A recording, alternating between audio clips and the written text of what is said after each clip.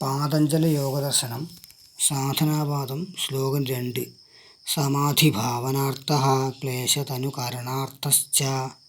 സമാധിഭാവനാർത്ഥഃ സമാധി ഉണ്ടാക്കാൻ വേണ്ടിയുള്ളതും ക്ലേശതനുകരണാർത്ഥശ്ച ക്ലേശങ്ങളെ ക്ഷയിപ്പിക്കാൻ വേണ്ടിയുള്ളതുമാണ് ക്രിയായോഗം. ക്രിയായോഗം സമാധിയെ പ്രാപിക്കാൻ സഹായിക്കുന്നതും കൂട്ടത്തിൽ ക്ലേശങ്ങളെ ഇല്ലാതാക്കുന്നതുമാണ്. അതുകൊണ്ട് അതനുഷ്ഠിക്കേണ്ടതാണ്. വ്യാസഭാഷ്യം. ക്രിയായോഗം വേണ്ടവണ്ണം അനുഷ്ഠിക്കപ്പെടുമ്പോൾ സമാധി അവസ്ഥ പ്രാപ്യമാകുന്നു.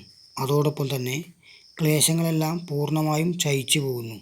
മാത്രമല്ല, ക്ഷയത്തെ പ്രാപിച്ച ക്ലേശങ്ങളെ പ്രസംഖ്യാതമാവുന്ന വിവേകമാവുന്ന അഗ്നി കൊണ്ട് ദഹിപ്പിച്ച് വറുത്ത വിത്തുപോലെ ഉത്പാദനക്ഷമതമല്ലാതാക്കി തീർക്കുകയും ചെയ്യുന്നു ക്രിയായോഗം. സമാധിഭാവനാർത്ഥഃ ക്ലേശതനുകരണാർത്ഥശ്ച.